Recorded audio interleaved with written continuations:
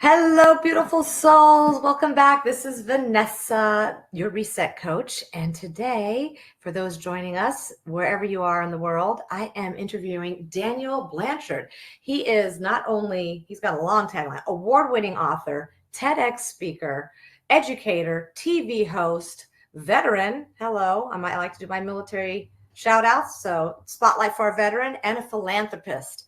So welcome, Daniel. And today, we're just going to be talking to Daniel, doing a deeper dive on one of his books. He's an author, multi-author, several books, but we're focusing on one book, and we might pepper some more books along the way. But he had offered a fighting chance. He put that out on social media, and I saw it, and he kept checking in with me. Have you read the book yet? I'd like to know your thoughts. He kept messaging me, and of course, I was off in Canada and Alaska for 5 months here, maybe a beach in Baja, Mexico. So. Yeah. I think Daniel knows now I work at a nomadic pace. So I get to things, but I get to them in like God's timing in a very slow, timeless timing world. But I did have a chance to read this book he had, A Fighting Chance, and it blew me away. I was speechless. I was in shock. I was paralyzed by the first few sentences. I'd say even in the first chapter, I felt like I was reading a nightmare. I was like, is this going to get better? And how long, when does the nightmare end? And it went on and on, chapter after chapter after chapter, until, of course, we're leaving you on a positive note. So there's overcoming. There's going to be some goodies at the end of this story. But it did feel like a horror story. And I thought at one point, like, can I even read on with this? This might be too much for me, But I powered through, and I'm so grateful that he kept reaching out to me saying, did you read the book? And I could finally write him back and say, Dan, I read the book, and we need to talk about this more. So welcome, Dan. Welcome to our little conversation here on LinkedIn Live today. And I will just open it up with at what point did you decide, I'm sure it was years in the making, to write this book? So the point from when you first thought about it to when you started putting ink to paper to getting published. I'm sure it was probably like at least a 5-year process or something. Tell us about it. Well, yeah, Vanessa, thank you. I'm so happy to be here with you and your fans today, and I've got a lot of good stuff to share. And just backtracking real quick for a second, how you said it was tough. It was tough to digest, and it kind of went on for like a while. And that just goes to show how vulnerable, like our most vulnerable population is. Kids, especially kids living in rough homes, rough neighborhoods, poverty, stuff like that. Those are very, very vulnerable a population, and they don't really have much control of their lives. But thankfully, if you hold on long enough, sooner or later you grow up. Sooner or later, if you hang in there, you grow up, and you can do something about it sooner or later. So you're not doomed to gloom, forever. There's a point where you could do something about it. So I mean, that's the light spot, the bright light that comes, later on in the book. Now, when you asked me as to how long I've been thinking about this, it's funny that you should bring that up. Because my wife, probably like 10 years ago, my wife was the one who said, you need to write this book. And I was like, no way. I'm not writing a book. There's no way I'm writing my memoir or bio. I'm just not doing it. It scared the heck out of me, right? And my dad was still alive, during that time period. So I was like, I'm not doing it. I'm scared. There's so much bad stuff. Who knows what my dad would do? Believe it or not, as a young adult, I was like big and strong and capable and all that stuff. But still, in the back of my psyche, my dad was still there, that he would do something mean to me. Maybe he couldn't beat me up, but, he would absolutely sue me, or do something of that nature. So I was like, I'm not, there's no way. And then a couple years later, my wife said, hey, there's a great book out there. I think maybe Oprah said something good about it. And this guy's in Massachusetts, which is the next state over from Connecticut, where I live. My wife was just like, I think you should read the book. She goes, I hear it's a lot, from listening to the interview on Oprah or whatever. She goes, it sounds a lot like your story.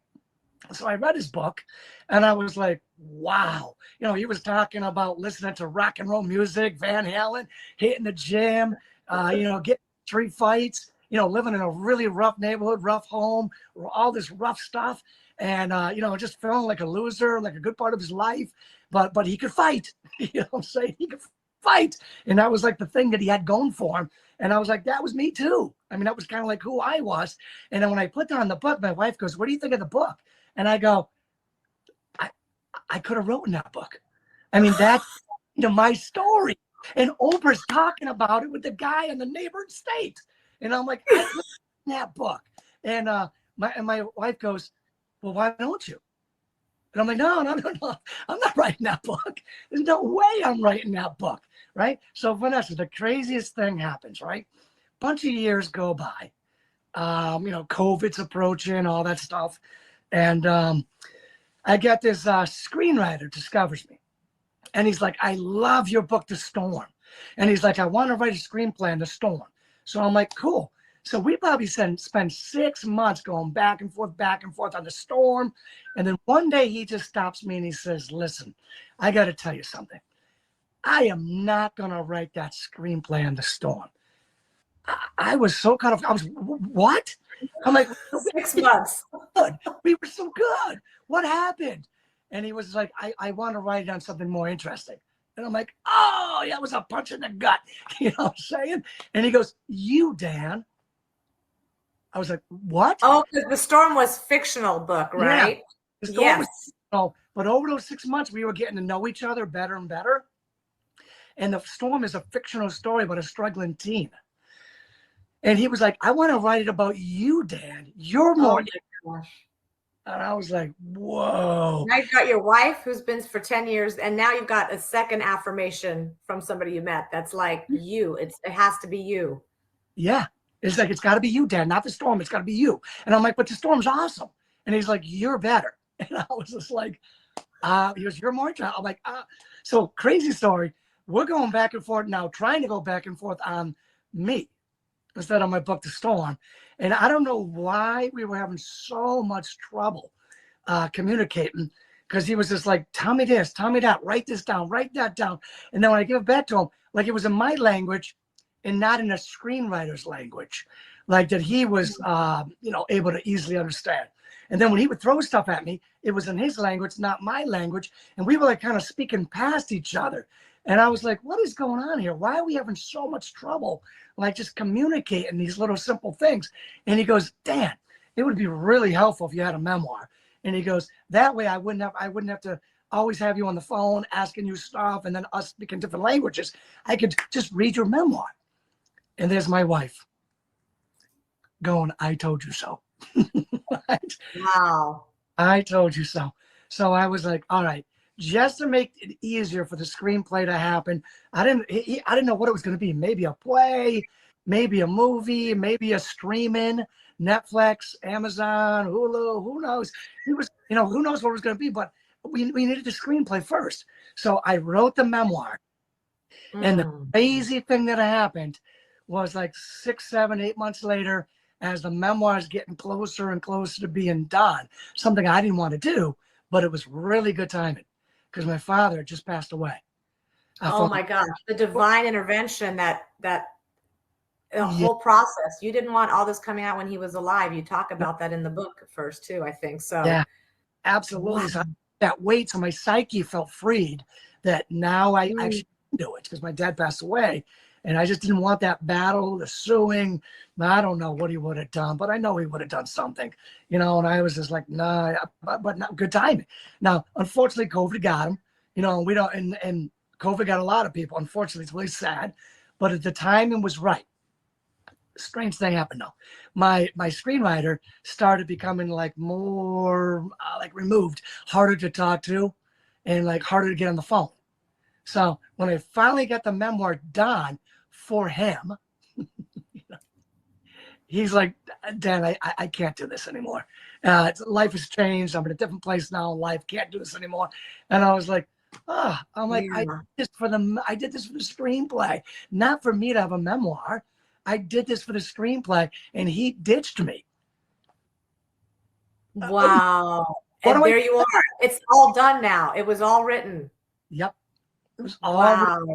He was like your coach, spurring you on all this time. And then poof, the pandemic did all kinds of mindset shifts to people. So for him, I guess it was just, he couldn't deal with whatever he was going through, and years went on the back burner or completely removed. Yes, correct. Wow. So I published it, and I'm like, here I am publishing the book I didn't want to publish. this book, and it was the most difficult book I've ever written, made me cry so many times, Yeah, and I can imagine. anybody who reads it, like right away, they're just like, wow, they're like, I'll be haunted by this book forever.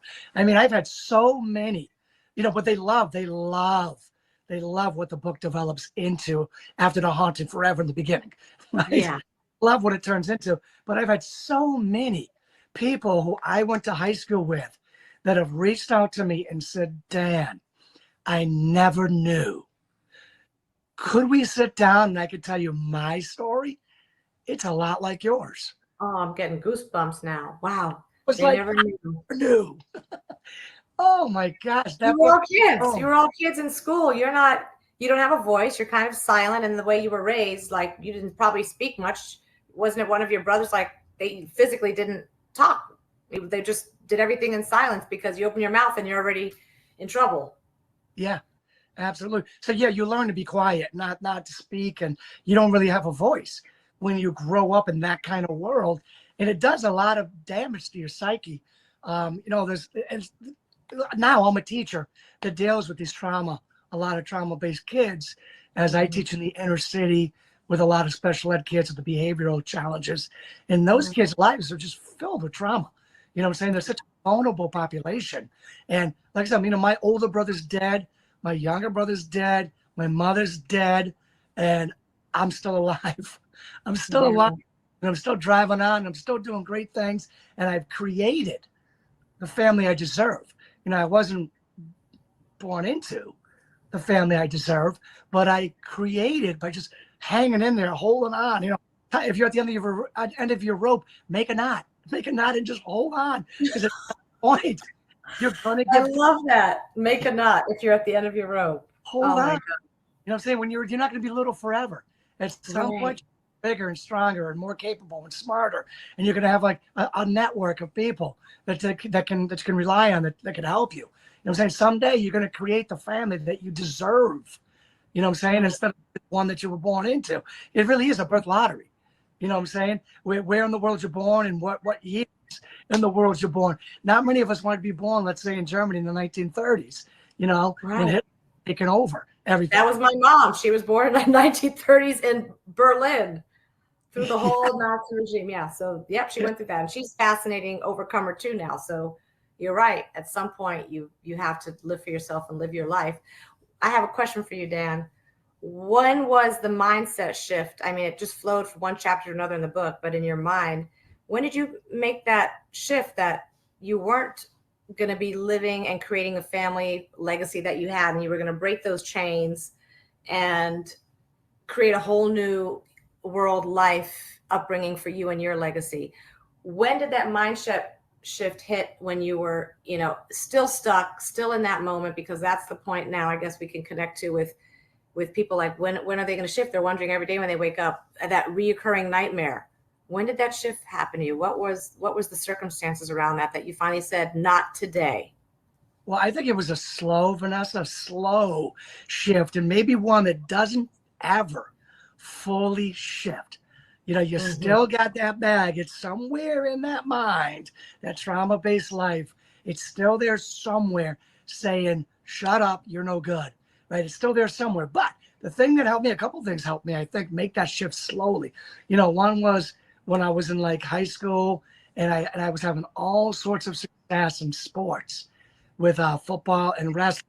That was really showing me that I was valuable and that I could physically do something. What I'm saying? In the weight room too. I got at the point where I broke the Connecticut bench press record. On the football team, state champs. I was a huge part of that team, right? On the state champ football, right? And then on the wrestling mat, even better. I was a 2-time state champ wrestler, 2-time Junior Olympian wrestler, broke all sorts of records with wrestling. And so now physically, this stuff is shifting in me that I can at least physically protect myself now. I no longer have to be a victim, even though I'm not a big guy. I'm like 5'6", like 145 pounds. But boy, I could protect myself. So physically, that's still there. Now, intellectually, academically, emotionally, all those other shifts are not quite there yet. What I'm saying? But I jump into, I still kind of like a piece of garbage. I jump into the military, Army, infantry, frontline, foot soldier, right? And all this stuff is developing me and preparing me and making me more of a man, more mature, not just physically strong, but emotionally strong, which the sports did too, right? It didn't make me strong, psychologically strong, but the military just added to that. And the military showed me that, wow, I could succeed in sports and then transfer some of those skills over to the military and succeed there. So, well, that's two places I can succeed instead of just one place. Now, could there be a third place somewhere? So then I tried college, and I used my sports success habits and my military success habits. And I was a C student, the best, C student the most, right? And going into college, and I made the dean's list every single semester. And I'm like, wow, that's three places I could succeed. The sports, the military, and the classroom. And then I started saying, it's limitless what I can do. I can succeed anywhere I want to succeed as long as I put those success habits and transfer them over. So I always, to whatever that new realm is.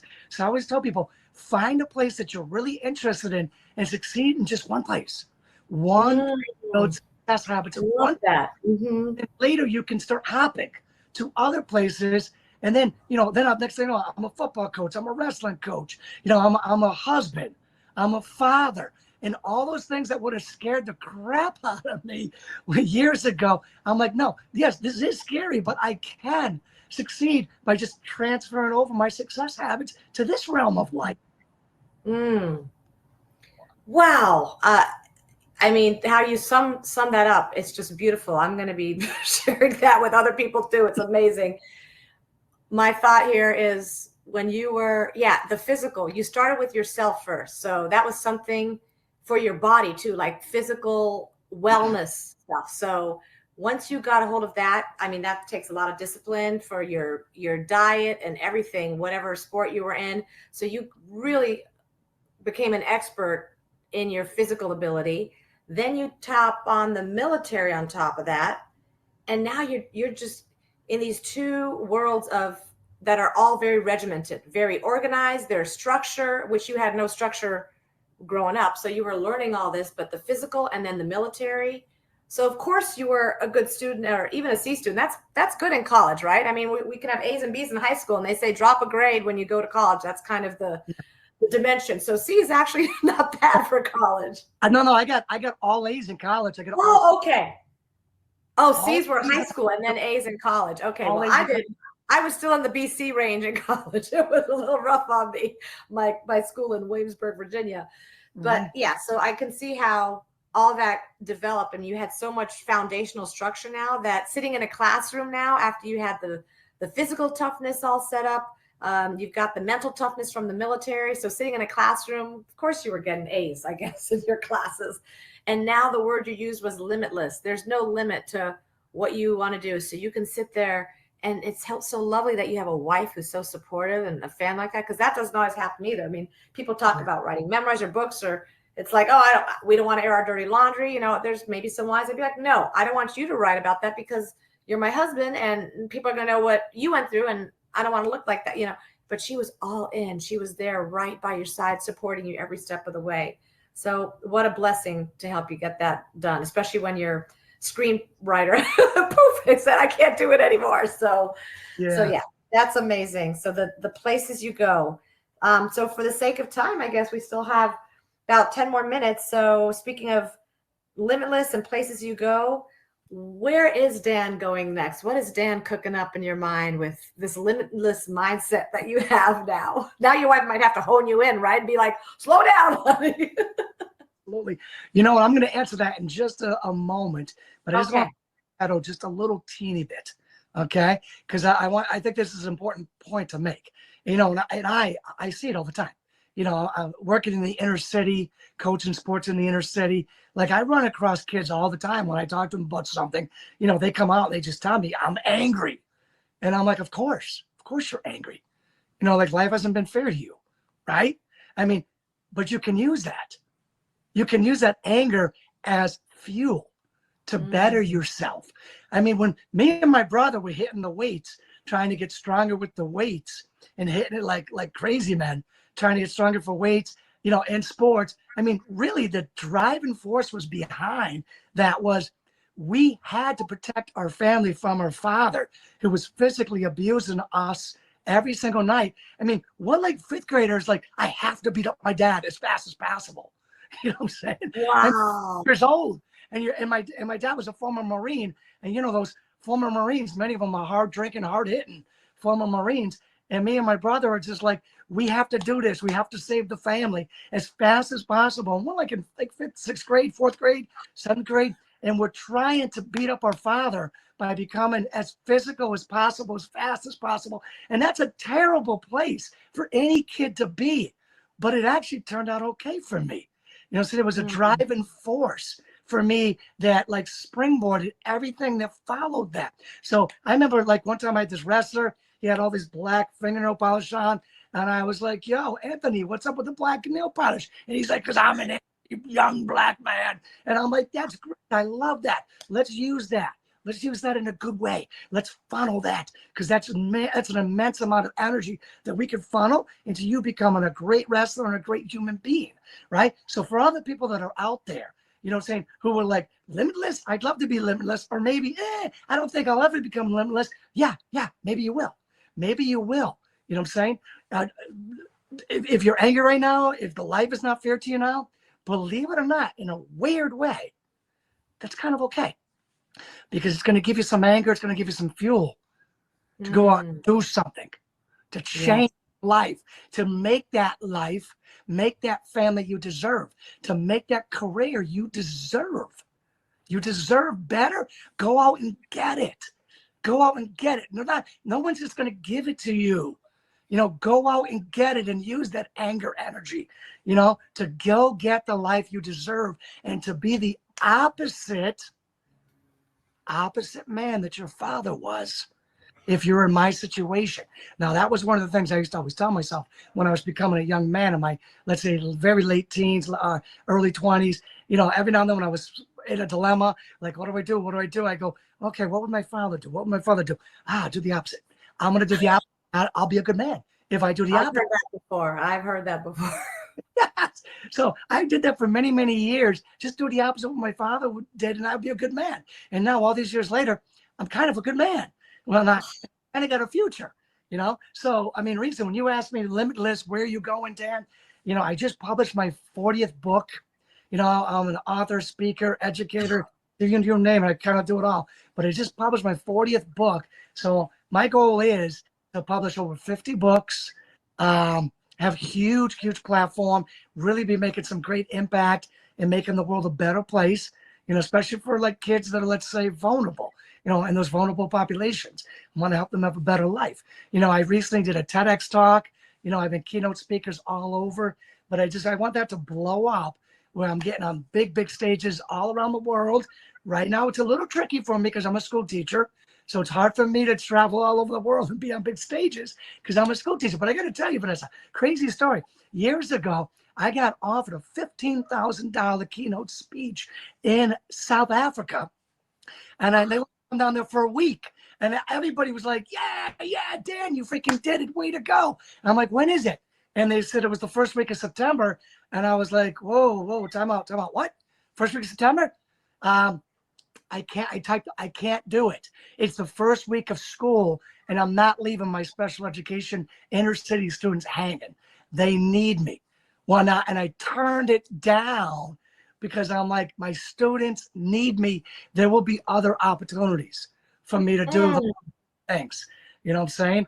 I haven't gotten one big yet, but I've gotten a bunch of other like kind of similar ones over the years. Lots of opportunities to present themselves, but I would love for at some point, maybe on summer vacation or a weekend, nighttime, whatever, when I don't have to leave my students to go do it. I know there's times out there that I can do that. And I know it's going to happen. So that's definitely part of, my future plans, what I got my eye on. And balance. I don't want to always be leaving my family either, just like I don't always want to leave my students. Well, not so. There's a balance in there of continuous self-improvement. Yeah, that I just see a man full of just integrity and character, and you said, I cannot leave my, because I'm thinking substitute teacher, maybe that might have worked like in the middle of the school year, different timing, but the very first week of school, you didn't want to set that precedence, sending in a sub. And then that first week is not, I'm sure I wasn't a teacher at a school or anything, but I assume there's just a lot of foundational stuff going on, just like starting a weightlifting program or anything. So you're like, if I'm not there that first week, it could kind of offset the whole year.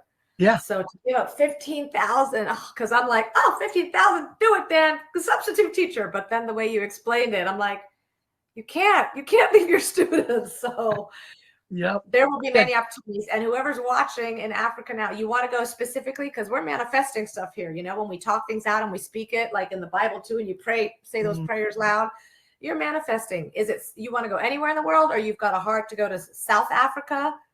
Like anywhere, and $15,000 and above would be because yeah, it's been offered once, like you said, it'll come, but we're putting it out there that Daniel's available. We just have to work around the kids' school schedule, right? Summertime would be great for this stuff. Yeah, way better. Can't do I can't. So is there anything else that you want to leave our audience with? You've given so many nuggets so far, and I know in your TEDx talk that I was watching the other day, you ended something with, hitting push and play. Can you expand on that a little more? Yes, Vanessa, when I get asked to do a TEDx talk, there's been some that have come across my plate, and I've looked at them and I'm like, I'm not sure. Like, it just wasn't clicking in my head how to do this one. But when this this particular one came across my plate, and I said, what's the theme? The lady, they actually called me. Believe it or not. That's awesome. Who's this? And I'm like, okay, well, what's the theme? And she's like, the theme is push play. And I'm like, whoa. I'm like, that kind of sounds a little bit like Nike, just do it. And I'm like, I can understand that one. I work within that one of just do it, push play. Let's just get this thing going. Let's do it. I'm like, yeah, because I'm a doer. I'm a doer. And then something, I look back and then I try to fix things. But I'm definitely a doer. So push play was perfect. I'm like, that is so in my wheelhouse, my theme. So, I did a great TEDx speech. A lot of people loved it. Gets a lot of great comments on it. And I remember when I stepped off the stage, like all the other TEDx talk speakers were there, and they were like patting me on the back, saying, wow, that was like the best speech of the night. You should quit teaching right now and go full-time professional speaker. And I was like, no, I'm not quitting teaching right now and going full-time professional speaker. Again, that would take me, not only away from my students like permanently, but it would take me away from my family a lot. And I don't want to do that yet. You know what I'm saying? Down the road. There's a time and a place for everything. Yes. So the push play, just do it. You know what I'm saying? And there's so many great examples out there, of people who have just done it. I mentioned Teddy Roosevelt in there. I mentioned Bobby Kennedy, JFK in there, mentioned a whole bunch of other stuff about people who just did it. They weren't paralyzed or in the analysis of paralysis thing. They would just do it and figure it out. FDR, obviously his wife, Eleanor, let's just do this. We got to do something, above all, do something, right? And then we'll figure it out from there. So I would definitely say a message that everybody out there, Vanessa, all of your audience out there, your fans out there, is you're never going to have all the information. The time is never going to be perfect. You're always going to be scared. Your heart's always going to be pounding because you're scared, right? But guess what? Your heart doesn't only pound when you're scared. Your heart pounds when you're excited and when you're exhilarated because you're about to do something that's really good, right? And if you sit there and say, well, I need a little more information, or I need to analyze this just a little bit more, you know what I'm saying? Eventually that feeling's gonna go away because you're not going to do anything, right? You need to push play. You need to just do it. You need to get in there, throw your hat in the ring, right? Teddy Roosevelt, man in the arena, right? You need to do that. Just get in there, do it, and make some mistakes. And good for you.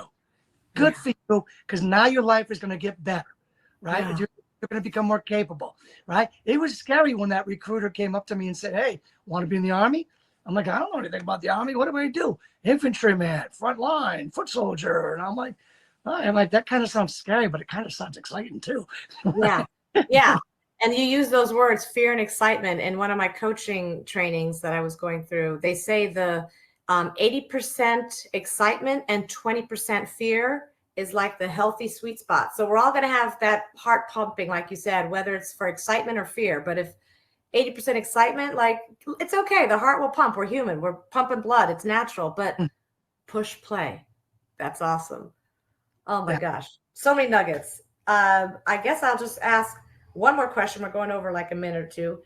You're doing so much at once. I know it's all timing season, running those inner city school kids. I mean, it's like a ministry you're doing. What do you do for yourself to relax and to decompress? Since I'm a life coach and I coach a lot of women that are like overachievers, hyper active, always doing. You said you're a doer. What does Dan do to like relax and slow down so that you don't burn out with everything you're doing? Well, I got to tell you something that's really important, and I so regret getting away from this. But I'm back. I'm back. One of the things that's really important, you got to make time for yourself, for your physical, mental well-being. For me, when I was a younger man, it was always exercise. You know what I'm saying? You have to exercise. And then, the kids start coming, you get married, the kids start coming, you start working maybe overtime with the job, or get 2 jobs, and you start thinking the exercise, there's just no time for the exercise anymore. And that kind of goes in the back burner, and then kind of just eventually just goes away. You know what I'm saying? It went away from me for like 15 years, and I was like not in the best of spots when that was away for like 15 years, when I'm working multiple jobs and starting to put food on the table. You know what I'm saying? But it was just like, you can't let that just go away. You know what I'm saying? For go for a walk, right? Like you don't have to hit the gym for 5 hours like you did weightlifting, but 20 minute, I call them nature breaks, 20-minute nature breaks. Yeah. All that will decompress you, reduce stress level, anxiety, all that. So you got to put that in there somewhere in your day. Maybe I'm a morning guy. So I get up, I do a quick little thing of reading to nourish my mind. I do a couple of deep breaths, mindful breathing, and then I go hit the gym. And then from the gym, I go right to work. You know what I'm saying? And then during my lunch break, my lunch break, I usually get something that's quick, eat like in 3 minutes, and then I go to a 15-minute walk. Eat something healthy, right? That helps too. And I kind of cheat and play with myself too. If I'm not working out as much or exercising as much, I'm paying attention to maybe eating less carbs, less bread, putting more fruit in my mouth, because I'm like, well, I didn't go for a walk or didn't do that. I should have. So I'm going to, you balance it with healthier food choices, but that's a whole other conversation. And we want to honor our 30 minutes here. So where do people reach you, Dan, before we get off the live? Well, I'm all over the place. If they just Google Dan Blanchard, author, speaker, they're going to find me everywhere. And my website is granddaddysecrets.com. I'm on pretty much all the social medias. Dan Blanchard, you'll find me Facebook, LinkedIn, Twitter, you name it, Instagram, YouTube, everywhere. And of course, don't forget Amazon. Go to Amazon. I've got 40 books up there now, so you'll find me easily on Amazon. We'll put it all in the show notes. We'll put all that information so people can find you with all those links to the Amazon book sales too. So yes, if this resonated with you, if you're one of these children, a young adult still struggling with your traumatic childhood past, get Dan's book, reach out to him. You've got all his socials we're going to share. If you are in a different season and you're on the other side and you want to help children in inner cities or schools or whatever, if you're listening to this and you can maybe use Dan as a speaker at one of your events, because what you just heard what he said, and he's so powerful. Again, reach out to him. He's there. He's all in. You can see his energy, his passion for this. So with that, thank you so much, Dan, for joining me on I don't know what day of the week it is, maybe Tuesday. I'm halfway in La La Land with my retired husband, but we're still property managers. We still run some side, revenue streams. We don't just sit on the beach drinking cocktails all the time. That's maybe people might think. But I am Vanessa Donaldson, Your Life Beyond the Military, and I'll put that plug in also. My audit is on there. I do complimentary VA disability rating audits with veterans that are getting out. If they are stuck with their disability claim and dealing with all that VA madness, if they want some help, I'm an affiliate for a third-party company, and we will do a complimentary audit for you to see if you're even qualified. We don't take people that might not be qualified with service-connected disabilities. So hopefully, Dan, you've got all that taken care of. If not, we could talk offline about that too. Mhm. But you can reach me at resetwithvanessa.com. So reset, if it's new year, if there's anything you need to reset about, reach out to me, resetwithvanessa.com. And I will end with charge your soul, not just your cell phone. So hopefully your soul was charged today, and later you can charge your cell phone when you go to sleep. All right, y'all. Thank you so much for joining, beautiful souls. And we will see you on another LinkedIn or live or stream or somewhere in social media land. Thank you, Dan. Bye-bye. Thank you, Vanessa.